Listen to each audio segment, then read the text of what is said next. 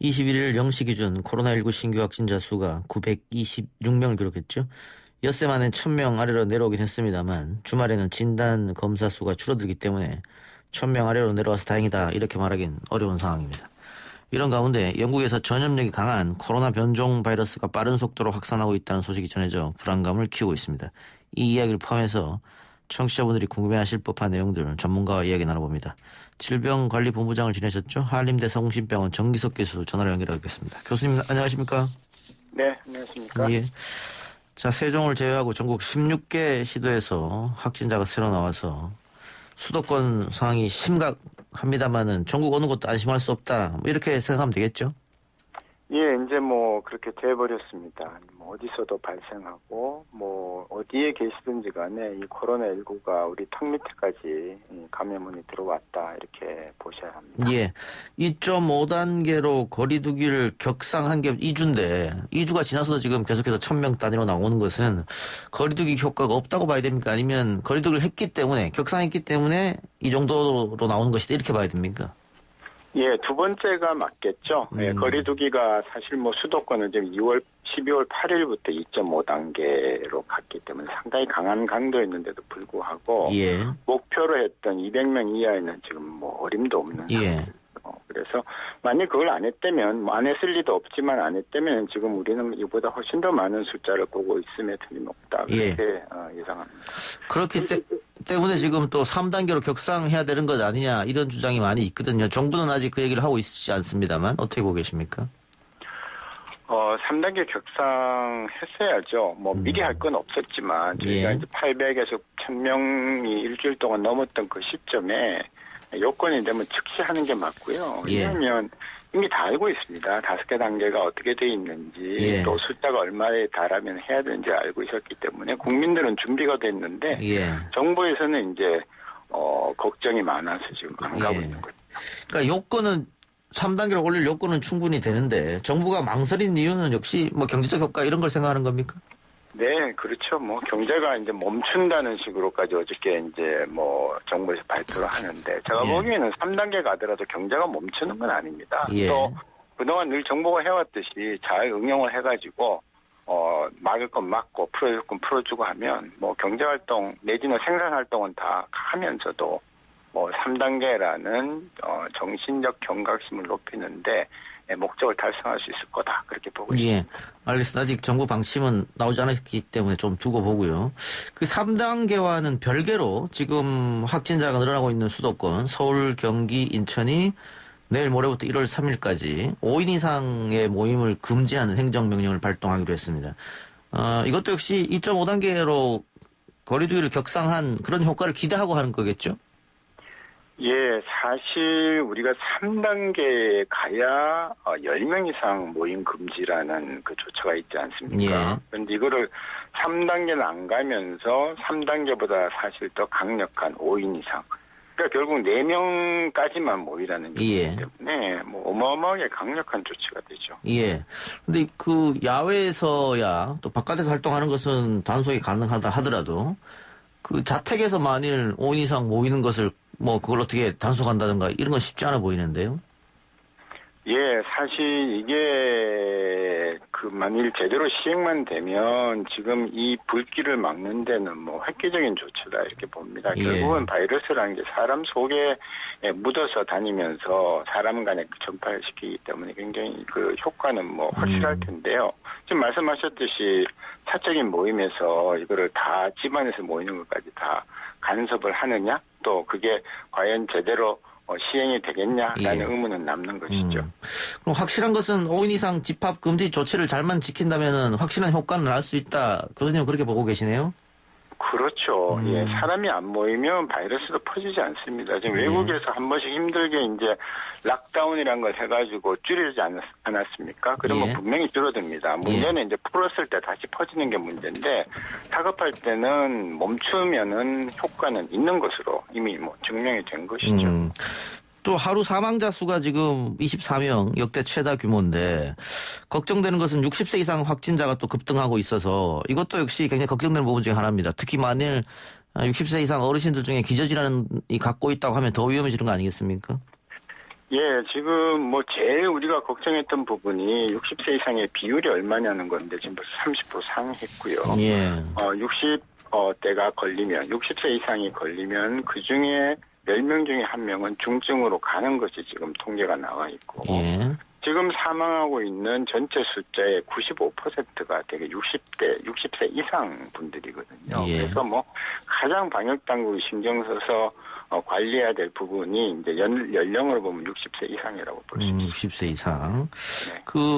이 60세 이상 고령 확진자가 는다면은 역시 병상 부족 문제도 또 심각하게 바라봐야 될 텐데요. 뭐 방역 당국에서 계속해서 병상을 확보하기 위해 노력한다고 합니다만은 이 국민들이 원하는 그런 병상 확보는 좀 안 되는 것 같긴 하거든요. 어떻게 보고 계십니까? 예, 병상 확보는 제가 상당히 좀 아쉬움이 남는 부분이고, 예. 많은 이제 의사 전문가들이 병상 확보를 해라. 병상 확보의 방법까지도 저희가 많이 제시를 했는데, 예.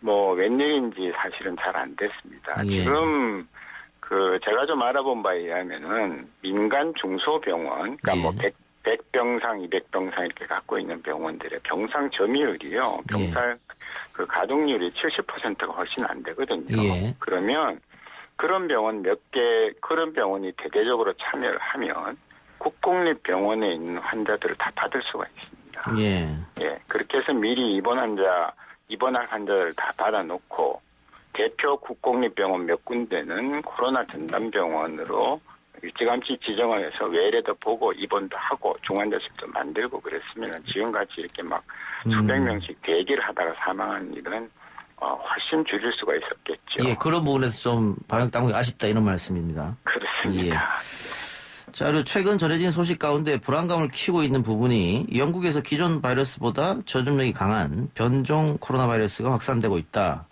그래서 봉쇄력이 내려지고 있다 이런 건데 이게 전염력이 기존 바이러스보다 더 크기 때문에 걱정인데 이게 우리도 지금 걱정해야 할 부분입니까? 미리 대비를 해야 됩니까? 어떻습니까?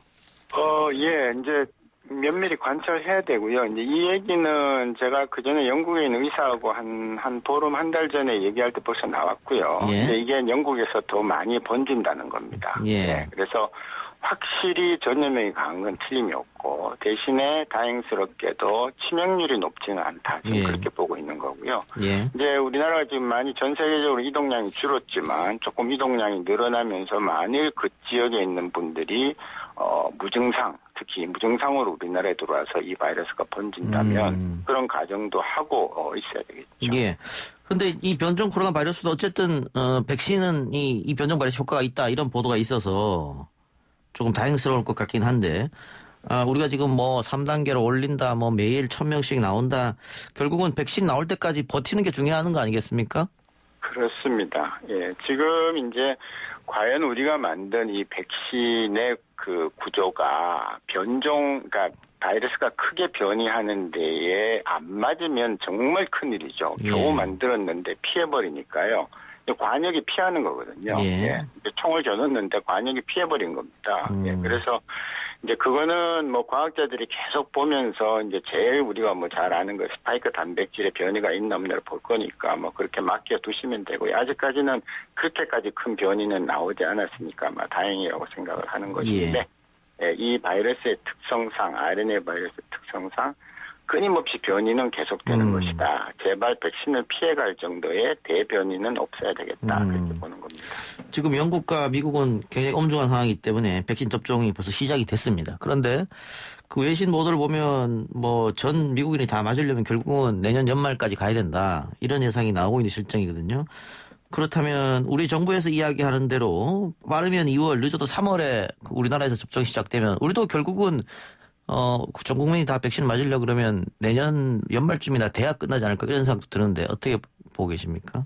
그렇습니다. 저희가 제일 걱정은 우리나라 이번에 보셨듯이 겨울이 되면 또 내년에 이렇게 또 올 겁니다. 이거는 예. 우리가 뭐 피한다고 피할 수 있는 게 아니기 때문에 제 바람은 적어도 9월 말까지 독감 백신이 완료되는 적어도 10월 말까지 예. 코로나19 백신을 우리가 원하는 만큼 그게 3천만 명이 됐던 뭐 4천만 명이 됐든 간에 예. 원하는 만큼 놔드리고 다음 겨울을 맞을 수 있었으면 제일 좋겠습니다. 근데 지금 외국인들은 또 불안해서 백신이 나와도 맞지 않겠다고 여론조사한 응답이 좀 있더라고요. 우리나라에서도 그런 분들이 나올 것 같긴 한데 이 안전성 문제는 어떻게 보고 계세요? 예, 그래서 이제 사실 안전성 문제 때문에 정부에서도 이제 조심스럽게 백신에 접근을 했던 것인데, 뭐 지금으로서는 많은 사람들이 생각하는 게 이제 확보는 확실하게 해두고 안전성 문제는 끝까지 참았다가 우리나라 사람들이 맞아야 되겠다라는 건데요. 예. 지금 유럽하고 미국이 시작했기 때문에 제 판단으로는 내년 6월이 되면 안전성 문제도 거의 나옵니다. 항체 유효성 문제라든지 그런 것들이 한 6개월 지나면 어지간한 건 다 나오거든요. 예. 그러면 우리는 백신을 준비하고 있다가 한 6월부터 부지런히 놓기 시작해서 한 3개월 나서 예. 집단 면역을 형성할 정도로 놓으면은 뭐 안전성 문제도 우리는 좀 극복할 수 있지 않을까 그렇게 봅니다. 그럼 중요한 것은 교수님 말씀해 주셨습니다만 결국은 여름 지나고 다시 추워지기 전에는 다 끝내야 된다 이 말씀이네요. 그렇습니다. 금년에 우리 보지 않습니까? 예, 지금 예. 이렇게 뭐 우리가 거리두기 제법 하고 있는데도 좀 걷잡을 수 없이 퍼지거든요. 예. 그럼 이 백신이 나온다고 하더라도 어쨌든 내년까지는 코로나랑 계속 같이 가야 될 수밖에 없는 그런 상황입니다. 예, 답답하지만 할 수 없습니다. 예. 치료제는 어떻게 되는 겁니까? 치료제는 지금 이제 우리 국산도 지금 나오고 있고 한데 문제는요. 예. 치료제가 바이러스 치료제가 그렇게 쉽게 나오는 게 아니고 우리나라에서 개발하는 것 포함해서 외국에서 개발하는 이제 항체 치료제라는 것도 대개는 초기에 치료를 해서 항체가 바이러스가 이제 번창하는 걸 막기 위한 것이지 예. 병이 어느 정도 진행된 지금 우리가 보고 있는 위중증 환자분들한테 결정적으로 쓸 수 있는 치료제는 지금 아직까지 올라온 건 없습니다. 예. 그럴 정도로 치료제 개발은 백신보다도 훨씬 더 긴 기간이 걸리는 걸로 그런 것이 이제 정설이거든요. 예. 그렇군요. 어쨌든 백신이 내년 초에 빨리 접종할 수 있도록 그것만 우리가 일단은 생각해야 될 것 같고요. 자, 지금 수도권에서 임시 선별 검사소 선제적으로 익명 검사를 하기 때문에 예전보다는 코로나 바이러스 검사하는 숫자가 많이 늘었습니다. 이런 게 더 필요하다고 보십니까? 예, 저는 이제 필요하다고 보고요. 특히 예. 이제 그 중에서도 누구나 다 한다기보다는 본인이 뭐 최근에 여러 사람을 많이 만났다라든지 또 예. 조금 뭐 주변에 접촉자가 있었는데 약간 좀 의심스럽다든지 이런 경우에 좀 선제적으로 검사를 하면 익명성도 보장되고 하니까 제법 지금 많이 나오고 있습니다. 그분들을 우리가 발견을 안 했으면은 그분들이 또 똑같은 숫자의 다른 분들한테 감염을 시키고 했기 때문에 그렇겠죠. 순식간에 몇백 명이 며칠 사이에 생기는 거거든요. 예. 그래서 이 조치는 잘한 조치다. 앞으로도 상당 기간 좀 같이 가볼 필요가 있겠다. 그렇게 봅니다. 예. 자, 그러면 이렇게 선제적으로 검사하는 거, 그리고 뭐 행정명령으로 5인 이상 집합금지 내린 거, 또 3단계가 필요하면 또 가야 되는 부분이고, 그것 이외에 추가적으로 필요한 대책이 혹시 있겠습니까? 저는 정부가 좀 결단력 있게 가야 될 때는 확실하게 좀 가는 그런 방역 정책, 우리가 그 예상할 수 있는 방역 정책을 좀 했으면 좋겠고, 시민들은 이제 그런 정책이 생겼을 때 정말 요 마지막이다 생각하고 꼭 협조 한번 하셔야 돼요. 예. 이번 겨울만 잘 지내면 내년에는 어떻게 하든 또 다른 희망이 있다고 보는 것이기 때문에. 예. 알겠습니다. 마지막으로 정부한테 할 이야기는 하셨으니까 혹시 국민들에게 당부하고 싶은 말씀이 있으십니까? 바이러스는 사람 몸에서 붙어서 살고 사람에서 나오면은 그 다음에는 얼마 못 살고 없어지거든요. 예. 그래서 내가 안 걸리고 내 가족을 지키려면 사람을 안 만나셔야 됩니다. 그래서 최소한의 접촉, 내가 살기 위한 사람을 만난 것 외에는 예. 일체 불필요한 사람 만나는 것은 이번 겨울만은 자제하시자. 예, 한 1월 말까지입니다. 12월, 1월이 가장 이 호흡기 병이 잘 걸리는 때이거든요. 예. 그래서 1월 말까지만이라도 좀 서로 조심하시자. 조금만 지켜주시라. 뭐 마스크 끼고 하는 거 다 아시잖아요. 예. 그래서 사람 만나는 것만 제발 좀 줄이자. 그 당부를 드리고 싶습니다. 예. 알겠습니다. 하여튼 이번 겨울이 중요하기 때문에 이번 겨울만 어떻게든 좀 넘겨보자 이 말씀이네요. 알겠습니다. 교수님 오늘 말씀 고맙습니다. 네, 감사합니다. 네, 지금까지 한림대 성심병원 정기석 교수였습니다.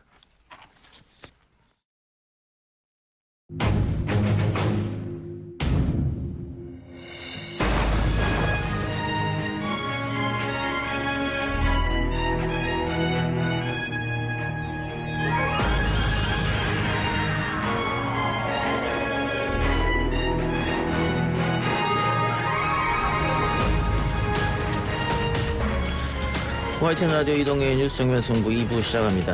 뉴스 정면 승부에서만 만나볼 수 있는 고퀄리티 정치 토크 여의도 정면 승부 시간입니다. 오늘은 여야 의원 두 분 전화로 만나보겠습니다. 더불어민주당 이재정 의원, 국민의힘 윤영석 의원 전화 연결합니다. 두 분 나와 계십니까? 네, 안녕하세요. 네, 안녕하십니까. 예. 효과음 좀 꺼주세요, 이제. 네. 자, 코로나19로 인해서 오늘 모든 게스트들은 전화로 연결하겠습니다. 청취자 여러분들 양해 부탁드리고요. 자, 안철수 국민의당 대표가 서울시장 출마를 했습니다. 그동안 출마 의사가 없다라고 이야기를 했었는데, 어떤 마음의 변화로 인해서 서울시장 출마를 선언을 했습니다. 각 당, 그리고 정치인들이 안철수 서울시장 출마를 바라보는 눈이 다 조금씩 다른 것 같습니다. 먼저, 이재정 의원님께 한번 여쭤볼까요? 네. 일단 본인 스스로 야권 후보라고 천명을 하셨습니다. 물론 예. 여권으로 분류될 수는 없겠지만 한때 대통령 경선을 민주당 내에서 했고 이제 당내에서 역할을 하시던 분 입장에서 이제 여러 가지 메시지들이 야권을 아우르겠다라는 메시지 내셨는데요. 예. 저야 그 큰 틀에서는 사실상 야권이든 여권이든 경쟁이 치열하고 그런 경쟁 가운데서 국민을 위한 메시지가 좀 켜켜이 쌓여가는 그런 선거가 되길 바라는 마음인데요. 다만 안철수 대표 같은 경우는 마이너스의 정치를 계속 해오셨어요. 행보 예. 자체가 그 마이너스라는 게 어떤 결과물을 가지고 얘기하는 것들이 아니라 정치 참여를 혐오하는 방식의 정치를 좁히는 방식의 메시지를 내고 그와 같은 방식의 정치 행보를 계속 해오셨고 또 한동안은 또 배시지 않다가 또 정치에 출연하시는 방식이 조금 아쉬움이 많습니다. 저는 여튼간에 안철수 대표의 출마 좀 흥미롭다라는 입장인데요. 그건 여당의 의원으로서 약간의 개인적 의견이고요. 사실 여권 입장에서 어떻다 저떻다라고 평가할 필요조차 없는 상황이긴 하지만 야권의 후보로 천명한 이상 안철수의 마이너스 정치가 야권에 얼마나 플러스 정치로 구현될 것인지 한번 지켜보고 싶습니다. 알겠습니다. 윤영석 의원님. 네, 안철수 국민의당 대표가 이제 참 돌고 돌아서 오랜 그 어떤 예정을 통해서 이제 지금 이번에 범야권의 단일 후보로 서울시장을 출마하겠다. 예. 한 10년 전이든가요, 박원순 전 시장에게 서울시장 후보를 양보했었고, 또 문재인 현 대통령에게 단일화 또 양보를 했었죠. 예. 그리고 이제 민주당에서도 이제 이렇게 공동대표였던가요? 예. 그렇게 정치를 하시다가 또 이제 국민의당을 창당을 해서 대표를 하시고, 이번에, 국민의당 대표로 이제 서울시장 후보를 나오겠다는 건데, 저는 일단 그 안철수 국민의당 대표가 이제 문재인 정권의 어떤 이러한 독선을 막기 위해서 정권 교체를 하기 위해서 범야권 통합 후보로 출마하겠다 이런 진정성은 저는 있다고 생각이 듭니다. 왜냐하면 지금 이제 안철수 대표는 워낙 문재인 대통령도 잘 알 테고요. 그런 민주당의 그런 속성들도 잘 알 거 아닙니까? 예. 그래서 이 문재인 대통령과 이 민주당 세력의 이 대한민국을 맡게 가서는 이 나라가 절단나겠다. 그래서 더 이상은 이 문재인 정권이 가서는 안 되겠다. 이 문재인 정권을 종식해야겠다 하는 그런 결심을 했다고 보고요. 그동안에 이제 아마 본인도 이제 이 대권 출마를 통해서 이러한 뜻을 이룰지 또 서울시장을 통해서 이룰지 많은 고민을 했을 거예요. 예. 그런데 이제 본인의 편에서도 이제 밝힌 바와 같이 결국은 이제 서울시장 보궐선거를 승리하지 않으면은 2022년 대선에서 야권이 이기기 힘들다라고 하는 그런 현실 인식을 아마 했다고 생각해요. 예. 그래서 그러한 결과 서울시장 선거에 범야권 통합을 해서 보궐선거에 전력 투구하겠다. 그런 입장으로 생각되고 저는 상당히 진정성이 있다고 생각이 듭니다. 예, 알겠습니다. 야권 연대에 대한 질문은 제가 조금 이따 다시 드리도록 하고요. 지금 여권에서는 우상호 의원, 또 야권에서는 이혜훈, 조은희 여러 명이 지금 서울시장에 나가겠다라고 얘기했는데 그 중에서는 가장 파급력이 있지 않았느냐. 지금 안철수 후보가 나온다는 것 자체가 이런 예상들이 또 이야기들이 있던데 윤영석 의원은 거기에 대해서 어떻게 보고 계십니까? 제가 보기에는 이제 아무래도 안철수 이제 대표 같은 경우에는 뭐 대선 후보로도 대권 경쟁에도 이제 대선 후보에 출마를 했고요. 예.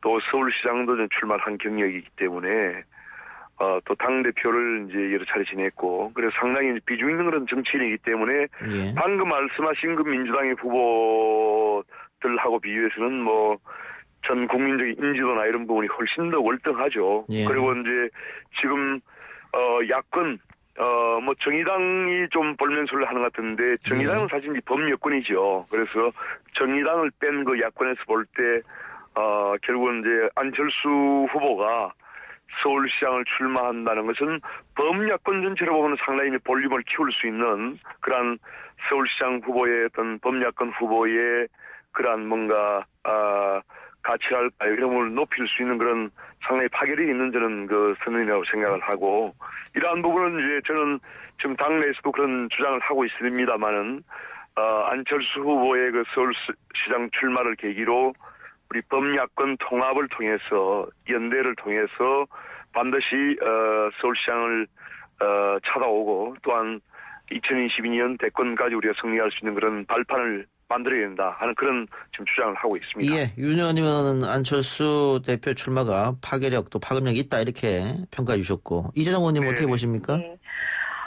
파급력이라는 것은 이제 정치적으로 가져올 어떤 동인들의 분산이나 집결 자체에 영향을 미칠 수 있어야 파급력인데요. 예. 제가 보건대 너무 서울시장 출마 관련해서 이슈가 없다 보니까 예. 이슈로서는 유효했다라고 보고 또 언론에서 여러 기사를 생산해내면서 주목을 받은 건 사실입니다. 예. 하지만 안철수 대표의 정치적 행보가 파급력을 가져왔던 적은 2012년 대선에서의 소위 안철수 현상에 기대었던 당시밖에 저는 없다고 생각하거든요. 예. 나머지 것들은 어떤 상황에 사실은 제가 마이너스 정치라고 이야기를 했는데요. 성과를 네. 내지 않는 채 그 중도라는 모호한 가치 때문에 본인의 나름의 지분을 계속 가져가는 방식이었는데 지금은 안철수 현상도 아니고 또 지지도나 인지도 그리고 또 국민의 당조차도 최근 안철수 대표의 이런 출마 선언을 인해서 맞아 국민의 당도 있었지라고 할 만큼 국회 내에서의 위상을 못 찾고 있는 상황입니다. 예. 더욱이 이제 우리 정 의원님은 좀 긍정적 평가를 하신다만은 저도 야권 입장에서 또 한번 입장이 되어 생각을 해보면 지금 현재 안철수 대표의 인지도나 지금 국민의 선호도를 가지고 순타 경선, 소위 말해서 국민의힘 자체에서 걸러지고 경선에서 마련된 후보와 붙을 만큼의 순차 경선에 어떤 역량이 되는지 그것을 수용할 수 있는지 국민의힘은 등등을 고려한다면 앞으로 여러 가지 좀 논란의 씨앗들이 알겠습니다. 많은 것 같습니다. 저희 여당으로서는 지켜보는 입장이지만 그것이 그냥 정치공학이 아니라 내용을 생산하는 방식의 치열한 경쟁이 기대해 봅니다. 그 야권 연대 가서는 제가 윤 의원한테 바로 이따가 질문을 드려보고요. 일단 이재정 의원이 파급력 없다 좀 그렇게 말씀해 주셨는데 지난 다자구도로 치러진 지난 대통령 선거에서 문재인 대통령이 40% 초반으로 당선이 됐는데 어쨌든 안철수 후보 당시 후보도 21.4% 꽤 많은 득표를 했단 말이죠. 그렇게 본다면 어쨌든 안철수 본인의 메이커라 그럴까요? 그런 게 서울시장에서도 좀 끼치지 않을까 그런 얘기도 있던데 이 의원님은 어떻게 보십니까? 네, 수치적인 개념이 아니라 안철수 대표가 저는 꾸준하게 원내 정치든 아니면 현실 정치에서 본인의 역할을 증명하고 실패도 하고 책임도 지는 방식으로 좀 쌓아오셨더라면 어땠을까라는 얘기예요. 사실은 아직도 그 신기루 같았던 2012년에 거품이 꺼지고 난 이후에 안철수의 정치력을 입증한 적은 없지 않느냐인데요. 사실 여당에서 이렇게 치열하게 고민할 필요 없을 만큼 여당으로서는 안철수 대표의 출마는 사실 악재는 아닙니다. 아하. 솔직히 말씀드리면 저는 의원 개인으로서 그런 의사를 피력하고요. 공교롭게 2012년 그 단일화 과정에서 안철수 대표가 보여줬던 어떤 태도라든지 결국 2012년 대선 투표도 안 하고 미국으로 가시지 않았습니까? 그 당시에 협상 과정에서 공교롭게도 또 우리 금태섭 의원이 협상 테이블에 나와 계셨던 안철수 측 인사신데요. 이번에는 아마 두 분도 경쟁적 관계에 놓이신 것 같습니다. 국민이 그냥 단순히 정치공학적으로 흥미롭다가 아니라 좀 플러스 어떤 화두로 인해서 좀 진일보할 수 있는 선거로 만들 수 있는 야권 후보, 정말 우리가 두려워할 수 있는 후보를 만들어가는 과정의 일환이었으면 좋겠습니다. 알겠습니다. 예, 오늘 두 분 다 이제 야권 연대 이야기를 해주셨습니다. 윤영석 의원님, 네네. 지금 언론 보도를 보면 야권 연대 혹은 야권 단일화는 선택이 아닌 필수가 아니겠느냐. 예를 들면 국민의힘에서 따로 후보를 내고 안철수 후보가 국민의당 후보로 나온다면 일려 다야구도가 돼서 필패하는 거 아니냐 이런 지적이 많거든요. 네네. 지금 이제 당연히 범야권 통합 후보를 내야 되고요. 이제 정치는 확장성 아니겠습니까? 예. 그렇기 때문에 이제 우리가 안철수 후보와 이제 통합을 해서 우리가 그 단일 후보를 낼 것이고, 예. 그렇게 낸다면 훨씬 더 확장성을 가지기 때문에 저는 범야권 통합 후보로서는 서울시장 필승 카드라고 저는 생각합니다. 예. 그래서 이제 사실은 우리가 이런 그 안철수 대표의 이제 서울시장 출마를 너무 정치적인 관점에서 해석할 필요는 저는 없다고 생각합니다. 예. 왜냐하면 이제 서울 시민들의 그런 어떤 시각이나 관점도 매우 중요하다고 생각을 하거든요. 서울은 사실 이제 박원순 전 시장 시절에 도시 경쟁력이 거의 뭐 세계 10대 도시에서 지금 순위가 한참 밑으로 지금 떨어졌습니다. 그래서 그만큼 이제 박원순 전 시장이 서울시정을 잘못 이끌었다는 것인데, 근데 지금 이제 서울은 전 세계적인 첨단 도시가 돼야 되거든요. 예. 4차 산업혁명에 맞게 스마트 도시가 돼야 되고, 또 하나는 빅데이터라든지 인공지능, 또 블록체인 기술, 사물 인터넷 이런 부분을 이제 도시 운영에 접목을 해서 스마트 도시를 만들어야 됩니다. 그런 측면에서는 안철수 국민의당 대표가 상당히 이제 강점이 있는 그런 후보죠. 그래서 저희 당 입장에서도 이제 결국은 저희 범야권 통합을 통해서 일단 보궐선거에서 민주당에 이기는 것이 중요하기 때문에 예. 저는 이제 상당히 확장성이 있는 후보라고 생각이 들고, 충분히 이것은 연대를 통해서 통합 후보를 낼 수가 있습니다. 그 부분은 저는 의심의 여지가 없다고 저는 생각합니다. 여러 가지 지금 입당을 해라, 또 합당을 예, 하자, 또는 새로운 플랫폼을 만들자 이런 여러 가지 이제 얘기가 나오고 있지만은, 이거는 이제 지금 상태에서는 여러 가지 당연히 그런 얘기가 나올 수 있지만은, 제가 보기엔 1월 한 달 또는 2월 초까지는 예. 그런 부분이 다 이 통합으로 충분히 모아질 수 있다고 저는 알겠습니다. 생각합니다. 단일화 협상을 당연히 들어가겠습니다만 우려되는 것은 이 단일화 협상 과정에서 불협화음이나 갈등이 생기지 않겠느냐. 글쎄요, 이제 민주당이나 이제 정의당에서는 자꾸 이제 갈등을 부추기겠죠. 하지만은 지금은 이제 우리 국민의힘도 그렇고, 얼마 전에 김종인 대표가 비대위원장께서 국민들께 사과를 했지 않습니까? 예. 그러한 사과를 했다는 것은 우리가 여러 가지 기득권을 내려놓겠다는 거예요. 예. 그렇기 때문에 지금은 이제 그러한 기득권을 고집하면 안 됩니다. 예. 그래서 우리 당도 기득권을 일정 부분 내려놔야 되고, 또한 안철수 국민의당 대표도 자기의 어떤 기득권을 고집을 하면 안 돼요. 예. 그래서 정말 어떤 범야권의 보궐선거 승리라고 하는 그런 대의 명분에 우리가 같이 의기투합을 해서 서로 조금씩 양보한다면은 얼마든지 통합 후보를 낼 수가 있습니다. 예, 알겠습니다. 이 의원님, 아까 국민의당이 존재감이 별로 없고 안철수 후보가 나온다는 것이 민주당에는 악재가 아니다고 말씀해 주셨는데, 만일 단일 후보가 돼서 누가 됐든 간에 국민의힘 후보와 단일 후보가 돼서 1대1 구도가 되면 어쨌든 여당으로서는 부담스러운 상황이 되는 거 아닙니까? 만약에 정말 안철수 후보로 단일 후보가 되는 상황, 다시 이야기해서 조금 전 이제 윤영석 의원님께서 말씀 주신 그런 프로세스가 야당 내에서 가능하다면 그것은 안철수 후보의 위력이 아니라요. 예. 바로 국민의힘의 위력이 되는 겁니다. 예. 저는 윤영석 의원님 굉장히 존경할 만한 지점이 그런 부분에서 기득권을 내려놓는다. 그렇게 겸손하게 선거에 임하는 태도는 사실 국민께 설득력이 있거든요. 예. 하지만 정당 정치라는 게 쉽지는 않을 겁니다. 저는 안철수 대표가 되건 누가 되건 이 어지러운 야권 후보 상황에서 이런 난맥상을 그와 같이 열려있는 방식으로 국민의힘이 극복해낸다면 어떤 후보가 되건 간에 위력 있는 후보가 될 것이라고 보고요. 그건 안철수 대표의 역량이 아니라 국민의힘의 역량, 대한 평가입니다.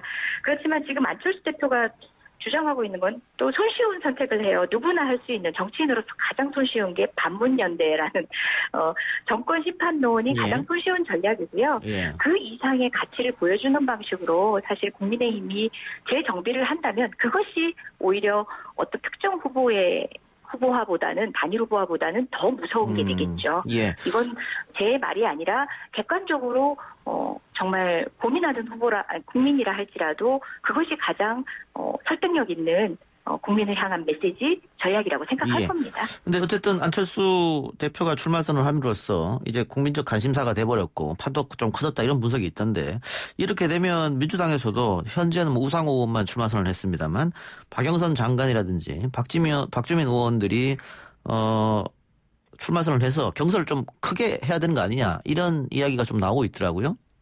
예, 어쨌든 뭐 당내에서 후보를 선출하는 과정부터가 어떻게 보면 선거 캠페인의 시작이고 또 예. 그렇긴 한데 박영선 장관 같은 경우는 현재 어쨌든 맡은 바 소임이 있다 보니까 쉽게 어떻게 메시지를 이제 표시하시지 못하는 것 같아요. 결단의 마지막 순간까지 이르기 전에는요. 그리고 예. 박주민 의원 같은 경우는 제가 며칠 전에도 만났었는데요.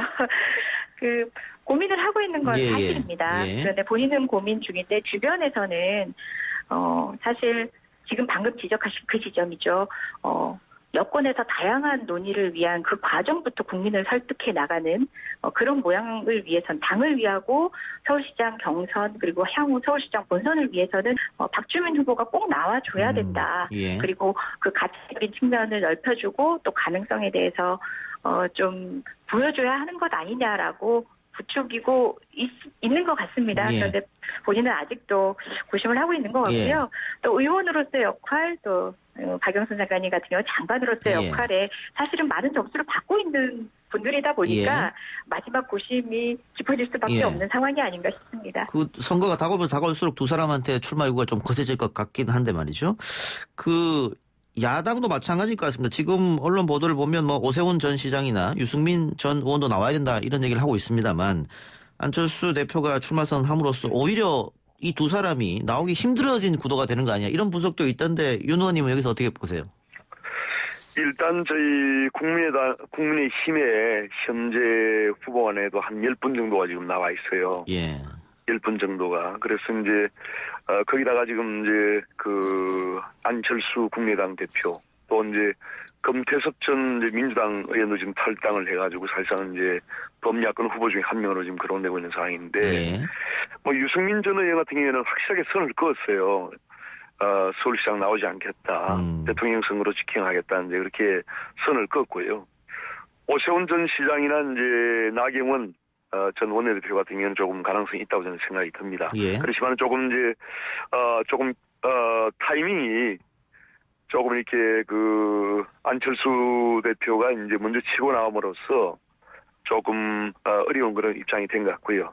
어쨌거나 이제 지금 그 우리 국민의힘과 범야권에서는 상당히 후보가 많이 있고 저는 충분히 보궐선거에 승리할 수 있는 그런 후보들이 많이 있다고 저는 생각이 들고 오히려 지금 민주당이 그런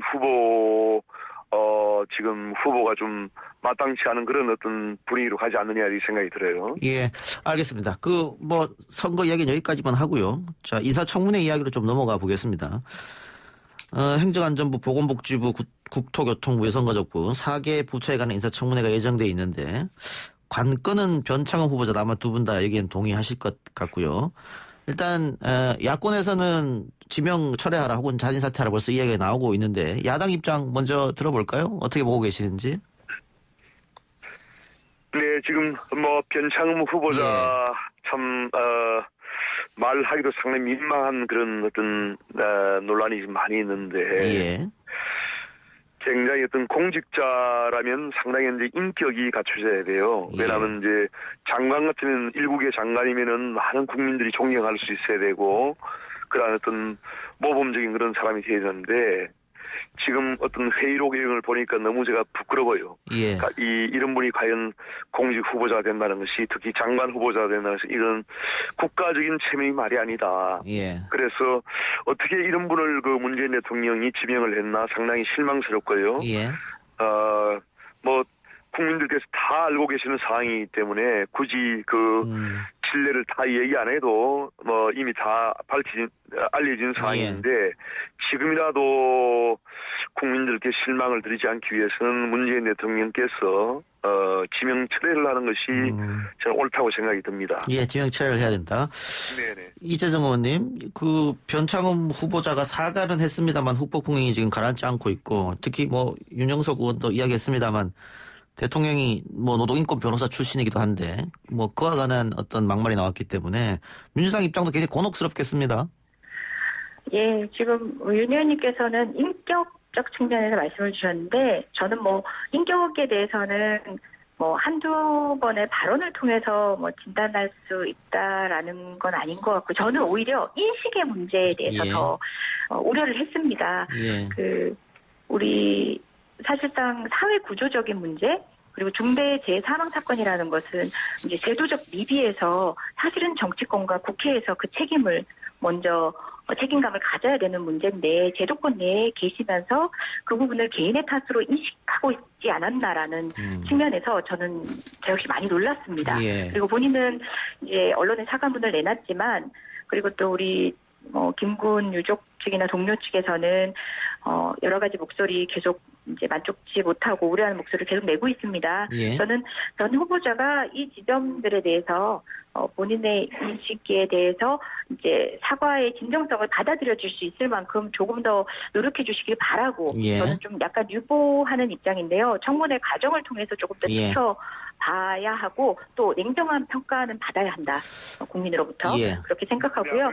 어찌되건 간에 그 전문성 면에 있어서 그간 이제 역할들을 해오셨던 측면에서 사실은 긍정적인 평가도 없지 않았기 때문에 정부로서 이제 지명에 이르게 된 것이고 이와 같은 발언의 문제점도 국민의 우려도 충분히 잘 알고 알겠습니다. 있기 때문에 청문회 과정에서 예. 판단에 도움될 수 있는 방향으로 좀 드러나길 바랍니다. 예, 윤영석 의원님 말씀하세요. 네, 우리 이재정 의원님 제가 이제 참 존경하는 의원님이시고 또 열정적으로 의정 활동 참 잘하시고 얼마 전에도 이제 국회 본청에서 엘리베이터 장을 뵀는데 아무래도 이제 여당 의원님이시다 보니까 우리 변창흠 후보자를 좀 감사하시는 것 같은데 사실 이제 여당에서도 인사청문회가 벌어지면은 변창흠 후보자가 굉장히 그 공격을 많이 받을 거예요. 예. 그래서 이렇게 감사하는 것보다는 여당의 그런 부담을 덜기 위해서라도 문재인 대통령께 지명 철회하라고 건의하는 게 저는 더 나을 것 같아요. 예, 알겠습니다. 어쨌든 청문회 과정에서도 아마 변 후보자는 다시 한번 사과를 해야 될 것 같긴 한데 지금 앞에 안철수 얘기를 너무 길게 한 것 같아요. 우리가 지금 할 게 좀 많은데. 저는 예, 말씀하세요. 예. 꼭 말씀을 드리고 싶은 예. 게 무엇보다 이제 개별 역량으로 어떤 책임을 돌리는 것보다 저는 이제 구조적 문제에서 인식해서 제도적 노력을 해오는 여당 의원 중에 한 명으로서 변 후보자의 그와 같은 인식에 대해서 저 역시도 정말 심각한 인식을 예. 갖고 있습니다. 예. 그리고 또 중대재해 관련해서 국회 내에서 지금 처리해야 되는 법안도 지금 상정 중이고 등한 시점에서 국민적 우려에 대해서 무게감 있게 느끼고 있다는 점은 다시 한번 강조해 말씀드리고요. 변 후보자를 감싸기 위한 건 절대 아니었습니다. 예. 두 분께 예. 하나의 주제만 더 여쭤보죠. 일단 추미애 장관은 사의를 표명한 상태고 윤석열 총장은 끝까지 가겠다는 입장인데 만일 그 법원에 낸 가처분 신청이 기각되면 윤석열 총장에 대한 사퇴 압박은 더욱 거세질 것이다. 이런 전망도 나오고 있습니다. 윤 총장의 거취에 대해서는 두 분 어떻게 생각하는지 답변해 주십시오. 이 의원님 먼저 말씀해 주시겠습니까? 예. 아직까지 지금 윤 총장 얘기하고 있다는 것 자체가 문제죠. 예. 지금 현재 징계처분 집행정지 신청 내놓고 예. 거기에다 중요 사건 수사에 큰 차질이 초래될 수 있다라는 걸 가장 중요한 근거로 댔다는데요. 예. 이거야말로 검찰 스스로 인치해왔다는 증거입니다. 법치주의, 그 민주주의 국가의 원칙을 확립하는 차원에서 이와 같은 무소불위의 검찰을 개혁하는 것이 필요하고 무소불위에 통제받지 않는 국민적 정당성을 얻지 못한 검찰총장의 이런 무소불위의 권력 행사에 대한 적절한 정말 판단이 필요합니다. 이것은 국민의 요구이고 사실상 국민의 요구는 결정입니다. 예. 윤 총장이 거취를 결정해야 될 때입니다. 스스로? 알겠습니다. 검찰총장 한 명 때문에 지금까지 국민이 이 많은 에너지를 쏟고 있다는 것 자체가 스스로 역사에 거스른 행위입니다. 예, 윤영석 의원님?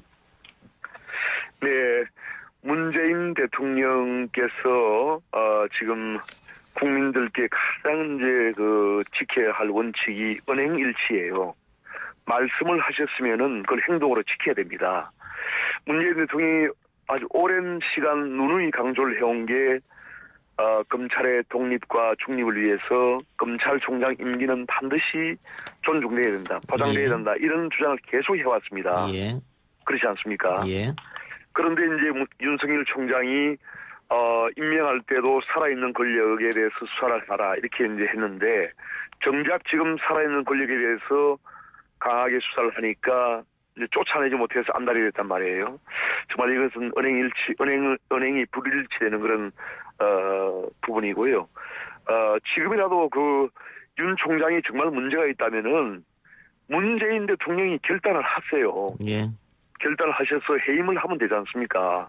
그런데 왜 자꾸 추미애 장관 뒤에 숨어서 이렇게 하는지 저는 이해할 수가 없습니다. 그래서 저는 원칙적으로 윤석열 검찰총장의 임기가 보장이 돼야 된다고 생각하고요.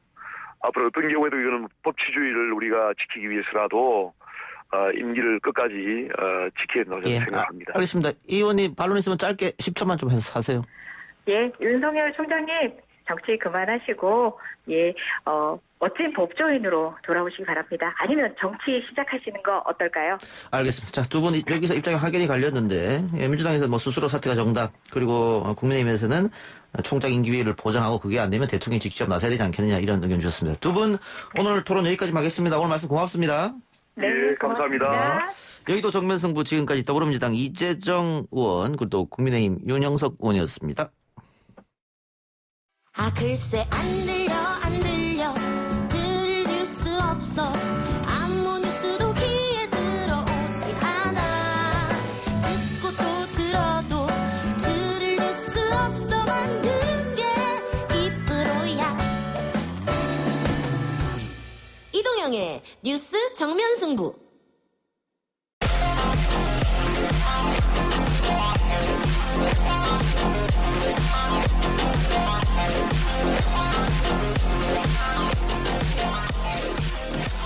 YTN 라디오 이동의 뉴스 정면승부 3부 시작합니다. 오늘 나온 뉴스들 언박싱해드리는 기자 언박싱. 오늘은 헤럴드 경제 배돈 기자 전화 연결합니다. 배돈 기자. 안녕하십니까. 예, 안녕하십니까. 코로나 상황부터 전해주시죠. 예, 중앙방역대책본부에 따르면 오늘 0시 기준 코로나19 신규 확진자는 926명 늘어서 누적 5591명이 됐습니다. 지난 15일 이후에 엿새 만에 세 자릿수로 내려온 거긴 한데 이제는 다들 아시다시피 이게 평일 대비 검사 건수가 줄어든 영향에 따른 것이라서 확산세가 꺾였다고 보기는 어렵습니다. 방역당국과 전문가들은 하루 확진자가 2,000명까지도 나올 수 있는 위기 상황이라고 경고를 하고 있고요. 특히 어제 하루 사망자가 24명으로 사상 최다를 기록했는데 신규 확진자 수 외에도 다른 지표들도 속속 악화하고 있는 상황입니다. 확진자가 나온 지역을 보면은 서울이 327명, 경기가 237명, 인천 85명 등 수도권이 649명이었고 비수도권에서도 세종을 제외한 전국 16개 시도에서 모두 확진자가 나왔습니다. 주요 감염 사례를 보면은 교정시설을 비롯해서 학원, 골프장, 지역과 장소를 가리지 않았는데요. 일단은 서울 송파구 동부구치소와 관련해 어제 188명이 추가로 양성 판정을 받아서 현재까지 총 215명이 확진됐고 의정부시의 한 학원에서는 16명이 양성 판정을 받았습니다. 또 포천시 한 골프장과 관련해서도 총 15명이 확진돼서 역학조사가 진행 중에 있습니다. 예. 그렇기 때문에 상황이 엄중하기 때문에 오늘 서울, 경기, 인천 등 수도권에서 5인 이상 모임 금지 명령이 내려졌습니다. 이게 내일 모레부터 시작하는 겁니까? 예, 맞습니다. 자, 그런데 이게 예. 5인 이상 모임 금지가 과연 어디까지 5인 이상 모임을 금지해야 되냐? 뭐 회사도 그러면 못 나가는 거 아니냐? 뭐 여러 가지 지금 의문점들이 있거든요. 예. 그거 하나씩 좀 설명이 필요할 것 같습니다. 네, 일단 알겠습니다. 가족 모임은 어떻게 되는 거예요? 가족 같은 경우는 이제 주민등록표상 같은 장소에 살고 있는, 그러니까 주민등록상 거주지가 같은 가족들은 여기서 예외입니다. 그러니까 예.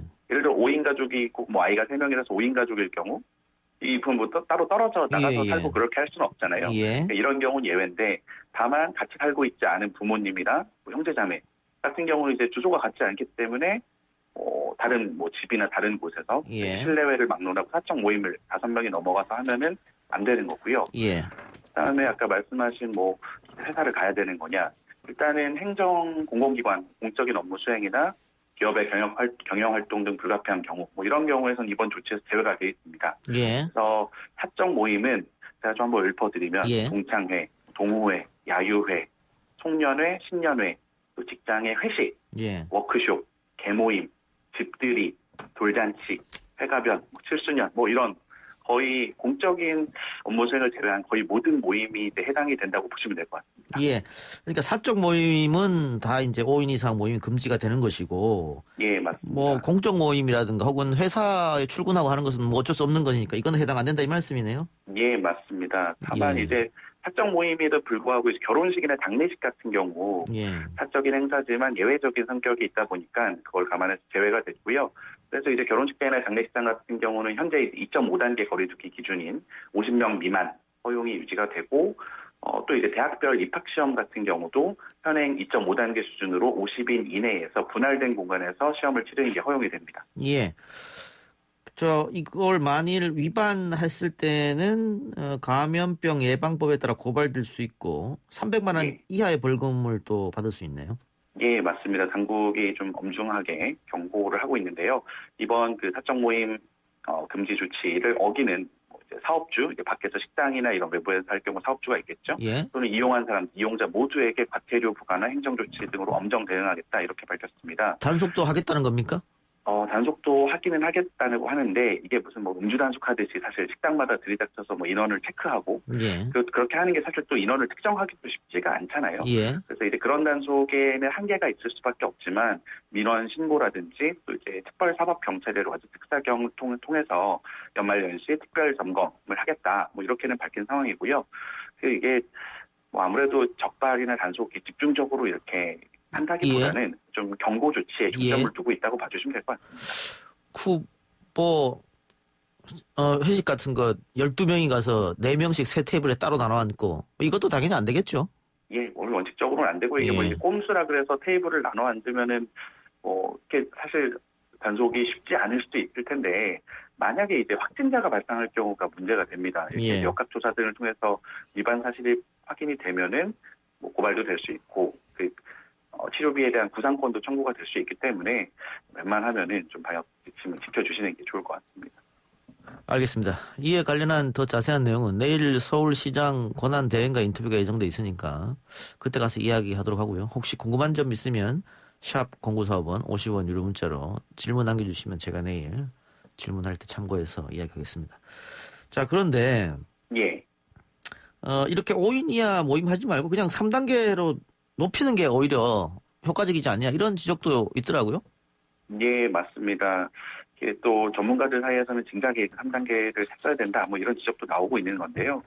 사실은 이번에 취하는 5인 이상 집합금지가 3단계보다 더 셉니다. 3단계에서는 10명 이상 집합금지거든요. 예. 그렇기 때문에 이게 이제 3단계는 마지막 카드로 좀 남겨두고 있다라는 느낌을 지울 수가 없는 게 어쨌든 상황의 엄중함을 시민들에게 좀 알리는 게 사실 가장 중요하거든요. 예. 그러니까 시민들이 잘 따라주고 최소한 모임을 자제해야 되는데 예. 3단계로 가는 거는 이제 마지막 카드다 보니까 좀 아무래도 거기까지 가지 않고 다른 어떤 뭐 와일드 카드라고 해야 될까요? 좀 이런 식으로 해서 경각심을 준다는 측면으로 좀 해석이 되고 있습니다. 예.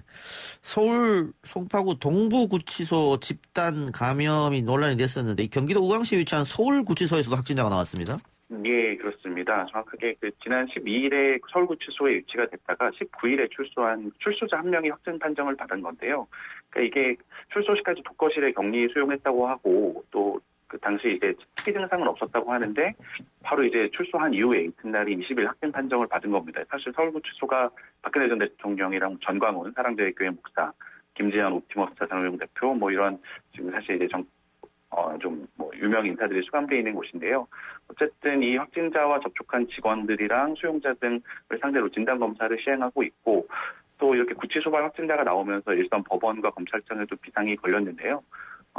이제 서울구치소나 뭐 동부구치소 다 마찬가지로 여기 수용되어 있는 분들이 이제 수도권에 있는 검찰청이나 법원에 출석해서 조사받거나 재판을 받잖아요. 예. 그렇기 때문에 이제 대검찰청 같은 경우도 구속 수사나 소환 등 대면 조사를 자제하라라고 오늘 지시를 했고 대법원의 법원 행정처도 전국 법원에다가 아예 내일부터 다음 달 11일까지 3주간 휴정하라고 권고를 했습니다.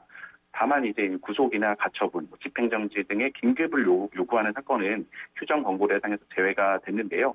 이에 따라서 내일로 예정된 윤석열 검찰총장의 정직 처분, 집행정지 신청 재판은 예정대로 진행될 것으로 보입니다. 하나만 더 해보죠. 정부가 아스트라제네카의 백신이 내년 2, 3월에는 들어온다고 재차 확인을 했습니다. 예, 그렇습니다. 아스트라제네카는 이제 우리 정부가 지금까지 백신 선구매 계약을 공식적으로 체결 완료한 유일한 제약사인데요. 사실 이제 내년 2, 3월쯤에 아스트라제네카 백신이 도입될 거라고 여러 차례 발표를 했는데 계속 지연되는 거 아니냐, 뭐 이런 얘기가 제기돼 왔었어요.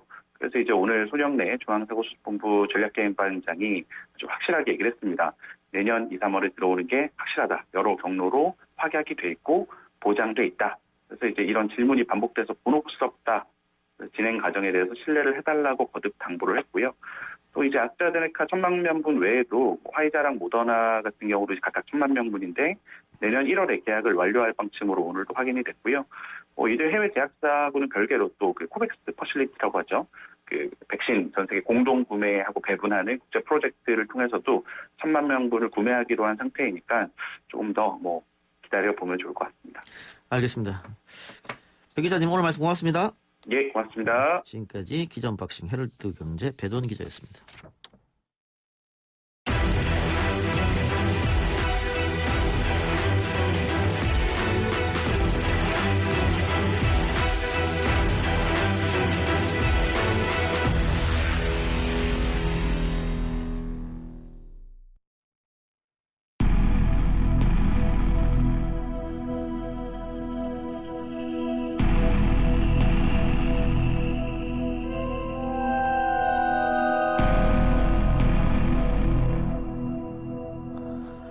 삼부 사건 처리반, 영화보다 더 영화 같은 현실 뉴스들을 파헤쳐보는 시간입니다. 뉴스 정면승부의 사건 처리반장 배상훈 프로파일러, 그리고 사건 처리반은 MC 장원. 오늘은 전화로 두 분 연결합니다. 두 분 나와 계십니까?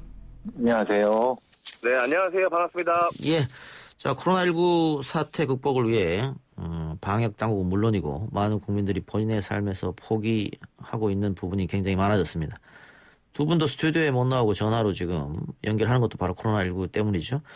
그런데 방역당국 그리고 국민들을 힘 빠지게 하는 소식들이 종종 전해집니다. 오늘 그런 사건들 모아서 이야기해볼까 하는데, 먼저 확진자가 도주해서 경찰이 쫓고 이런 사건이 있었다고요? MC 장원 씨? 네, 맞습니다.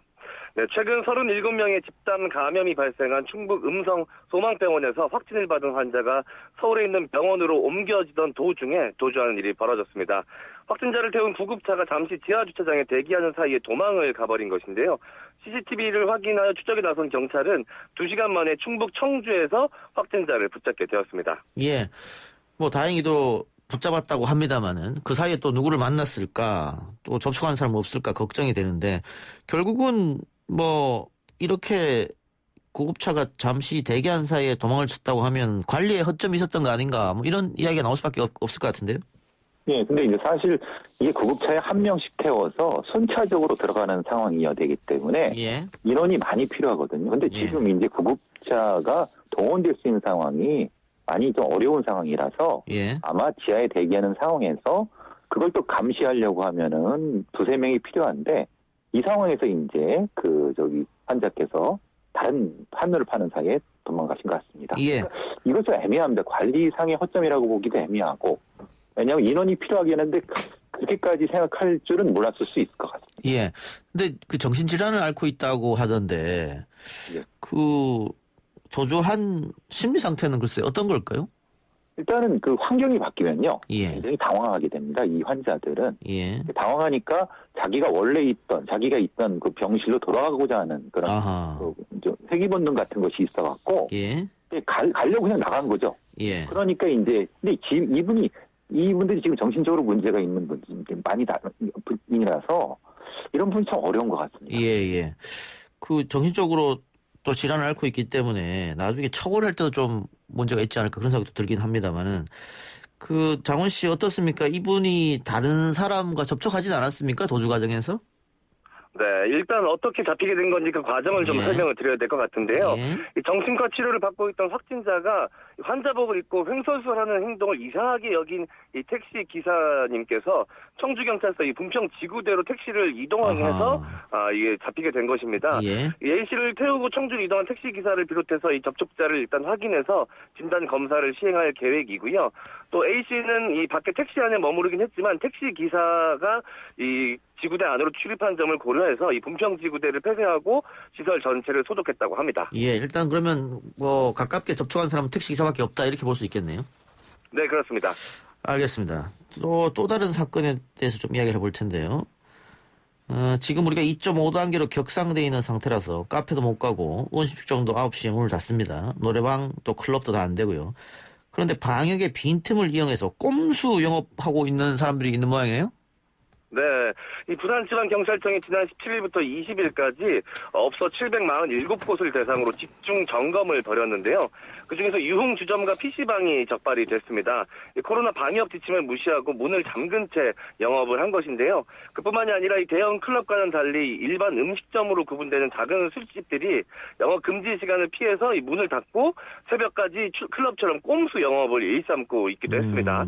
그리고 음식점이나 술집에 사람이 모일 수 없게 되자 이 파티룸으로 젊은 층들이 몰리게 되기도 했고요. 그곳에서 열 몇 명씩 모여서 술을 마시는 경우가 허다했다라고 하고요. 일부 룸사롱 같은 경우는 근처에 있는 호텔과 결탁을 해서 손님들을 호텔룸으로 보내고 접객원들도 호텔로 보내서 영업을 하는 경우들이 있었다고 합니다. 예, 이렇게 불법으로 영업을 하면 뭐 방역 수칙이 지켜지고 있다고는 전혀 볼 수가 없기 때문에 더 위험할 것 같은데요, 교수님? 네, 기본적으로 이제 환기가 안 되죠. 당연히 좁은 방에서 술을 마시는 상황이기 때문에. 문을 잠궈놓고 하니까. 그죠. 완전히 뭐 환기도 안 되는 상황이고 또 불도 꺼놓고 있기 때문에 접촉은 말할 것도 없으니까 이거는 거의 뭐 100%라고 볼 수밖에 없습니다. 예. 이거를 뭐 국민들 뭐 개개인의 양심에 맡기기는 좀 어려울 것 같고 그래서 아마 경찰도 이렇게 집중 단속을 벌이고 있는 것 같습니다. 그런데 학원가에서도 변칙 영업이 등장했다고 하던데 어떤 식으로 영업을 하고 있는 겁니까? 네, 일단 학원 영업이 중단이 되자 이 선생님들이 개인적으로 이 학생들과 대면 수업을 진행하고 있었던 것인데요.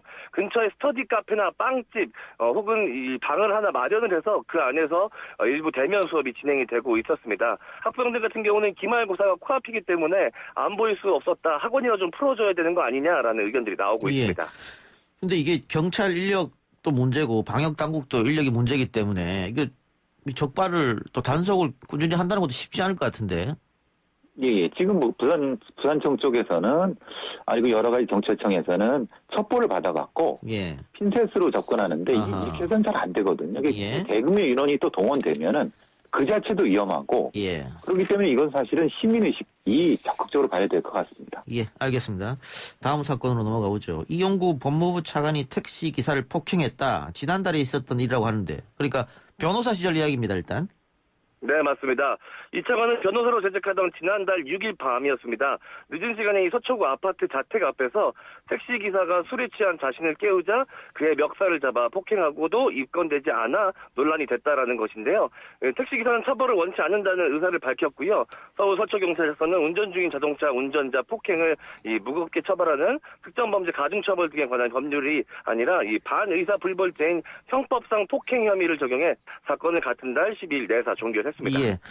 그 폭행당한 택시기사분이 처벌을 원치 않는다고 얘기했고 경찰은 아마 택시가 운행 중이 아니고 이게 정차나 주차했을 때 일어난 일이기 때문에 이거는 뭐 특가법 적용이 안 된다 이렇게 본 것 같은데 근데 어떤 부분에서 봐주기 논란이 일어나는 겁니까? 2015년 기준으로 해서 이 특가법이 개정이 되는데 운행 중이라는 개념 때문에 그렇습니다. 운행 중이라는 것이 그 운전 중이 아니라 그러니까 정차했을 때도 약간 정차했을 때도 운행 중으로 본다라고 한 판례가 있고 또 근데 이 판례에 따라서는 여러 가지 해석이 또 다르게 있는데 경찰에서는 조금 적극적으로 봐준 것이 아니냐라고 하는 것과 입건은 왜 안 시켰느냐 입건도 시켰어요. 이게 두 가지 면에서 지금 논란이 되는 것 같습니다. 근데 이게 뭐 폭행이 멱살을 잡았다는 거지 않습니까?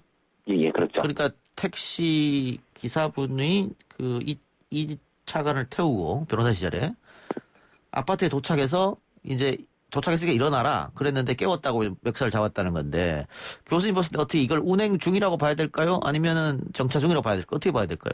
이게 논란이 있는 거는 그 공간이 이 도로가 아니라 예. 아파트 안쪽이라고 하면 그 어떤 다른 어떤 위험 요소가 있을 수가 없는 상황이라고 하면은 주차장이라고 한다면 운행 중이라는 예. 것도 사실은 좀 해석의 여지가 있을 수 있는 운행 중이 아닐 수 있다는 거고 예. 지금 이 상황이 기사가 완전히 이제 정지한 다음에 깨우려고 하면 뒤로 가서 이렇게 깨워야 되지 않습니까? 예.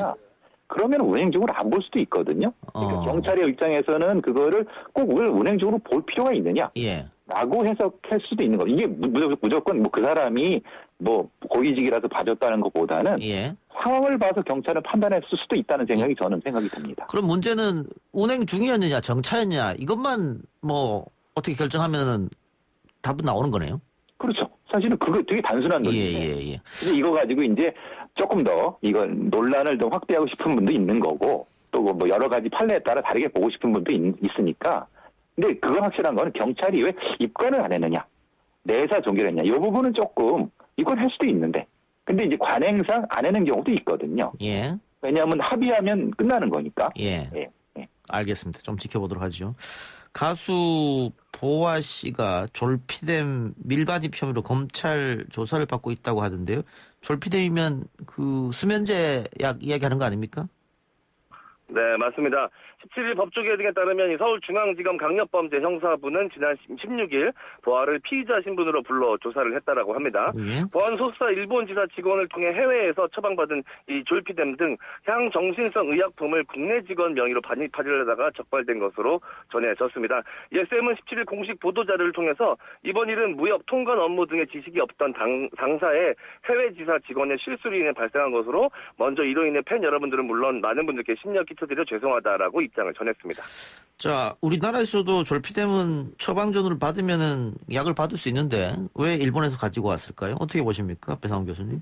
예, 근데 이것은 보아 씨가 일본에서 활동을 했었고 예. 거기에 이제 근거도 있기 때문에 거기서 아는 사람이 원래 거기서 처방받은 것을 보내주는 과정에서 논란이 생겼다는 것이 SM 측의 이제 주장이고, 예. 그냥 그럴 수도 있을 것 같습니다. 근데 이제 문제는 좀 더 꼼꼼했어야 된다. 왜냐하면 아무리 일본에서 여러 가지 약이 있다 하더라도 그건 다시 한국에서 문제가 될 수 있거든요. 합법적이라 하더라도. 예. 그 부분이 사실은 좀 꼼꼼하지 못한데 그게 어떤 의도가 있느냐. 그러니까 여태까지 연예인들이 이런 방식으로 들여오지 않았느냐라고 하는 의혹과 연결돼서 논란이 증폭되는 거죠. 알겠습니다. 오늘 코너 속의 코너 미세 사건 처리반은 시간 관계상 다음 주로 미뤄야 될 것 같고요. 이 부분을 조금 더 살펴보죠. 그런데 교수님, 이 졸피뎀이 문제는 뭐 이게 처방전이 있으면 당연히 처방받을 수 있습니다만은 과다 복용하면 문제가 생기고 부작용이 좀 심각하다고 하던데 어떤 부작용이 있을까요? 부작용 같은 경우는 사실은 여러 가지 정신적인, 그러니까 일종의 이걸 많이 먹게 되면은 극단적인 형태의 우울증이라 이런 것과 연관이 될 수 있는 부분인 거죠. 예. 일종의 이것이 향정신성 의약품이기 때문에 그런 효과가 있을 수 있기 때문에 이런 쪽으로 쓰지 않았는가라고 하는 의심이 있을 수 있는 거죠, 말하자면. 그러니까 뭐 과다 복용을 하면 뭐 환각이나 이런 어떤 효과도 있는 겁니까, 그러면은? 그거 연결돼서 같이 쓸 수 있는. 예. 예. 이것만 가지고는 사실 이렇게 크지 않고 다른 게 훨씬 더 좋은 게 있는데. 예. 효과가 좋은 게 있는데 이것만 가지고는 그게 안 되거든요. 그 연예인들이 많이 처방받는다고 하더라고요. MC 장원 씨도 연예인 아닙니까? 네. 저는 뭐 연예인이긴 하는데 어디서든 머리만 대면 잘 자는 성격이기 때문에 예. 특별히 뭐 약이 필요 없습니다. 예. 그 주변에 동료들이 뭐 처방받아서 복용한다는 얘기 많이 들었을 텐데. 네. 그 역시 연예인이란 특수 직업 때문에 그런 겁니까? 네, 아무래도 이제 스케줄이 일정치 못하고 이제 스케줄이 바쁜 연예인 경우 그리고 해외 스케줄이 많은 경우 아무래도 이제 밤낮이 바뀌는 경우가 많기 때문에 수면에 장애를 겪는 이 연예인들이 굉장히 많이 있습니다. 그런 경우 이제 처방을 받아서 약을 먹기도 하는데 이게 또 그 나라마다 또 처방되는 약의 성분이 다르기 때문에 뭐 일본에서 활동할 경우 처방을 받아서 먹은 약은 내 몸에 부작용이 없었는데 다른 지역에서 받은 약은 부작용이 좀 있는 경우들이 있어서 그때의 기억을 떠올려서 그 나라에서 이제 처방전을 받아 먹었던 약을 한국으로 들여오다가 문제가 생기는 경우들이 종종 있었습니다. 자, 그럼 배 교수님, 지금까지 우편으로 뭐 대마초나 마약을 공수받은 사람 또 체포된 사람, 그로 인해 처벌받은 사람이 있었지 않습니까? 이번에 이 부분은 어떻게 처벌이 가능합니까? 어떤 게 문제가 될까요? 가수 보아 씨 같은 경우. 문제는 이제 이것이 주요 동기가 뭐냐? 그러니까 의도가 단순 실수냐? 아니면은 이것이 어떤 의도를 가지고 과거에 이걸 보낸 사람이 그런 전력이 있었는지 이런 걸 종합적으로 봐야 되거든요.